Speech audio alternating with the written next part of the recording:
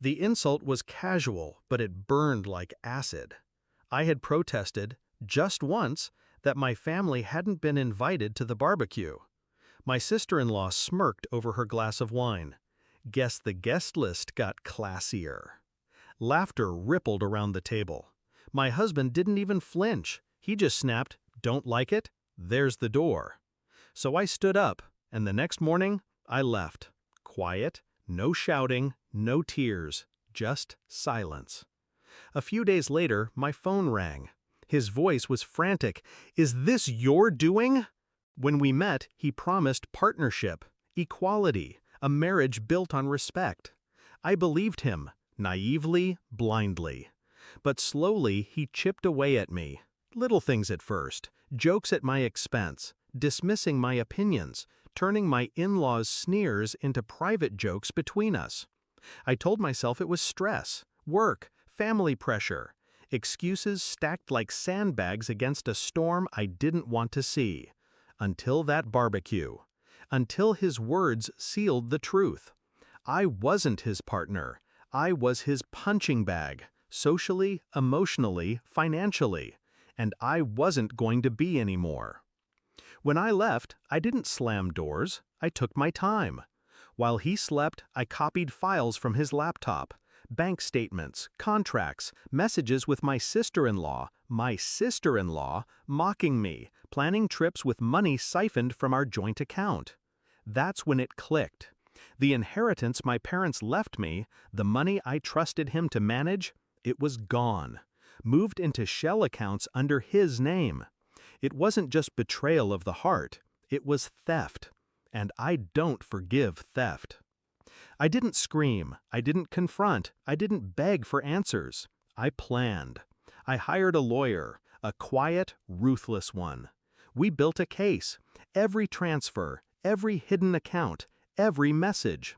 A trail of digital fingerprints pointing to him. At the same time, I played the dutiful wife from a distance.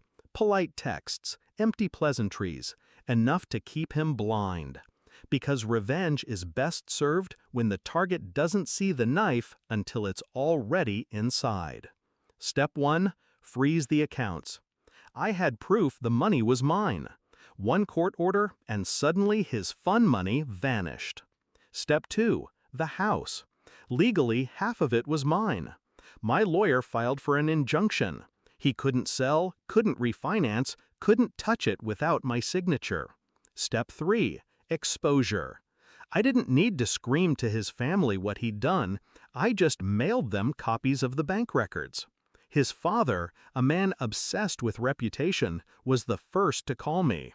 His voice was cold, almost apologetic.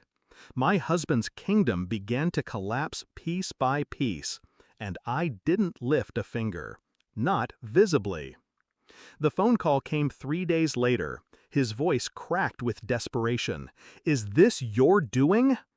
I let silence stretch, the kind that gnaws at nerves. "Yes," I finally said, calm, precise, like a verdict. "You ruined me!" he shouted. "No," I corrected. "You ruined yourself. I just made sure everyone saw it." The weight of my words settled over him. I could hear it in his breathing, the realization that I'd been steps ahead all along. For once, he wasn't the one with control. He was the one left standing in the wreckage. By the end of the week, he had nothing. No access to my inheritance, no house to leverage, no family to back him. Even my sister-in-law, his ally, turned on him once the money dried up. I didn't need to scream, didn't need to throw plates or beg for apologies. My silence was enough. My planning was enough.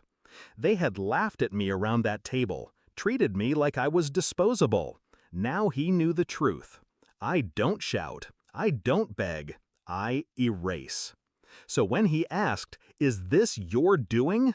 all I gave him was the truth. Yes, and I warned you, I always finish what I start. And then I hung up.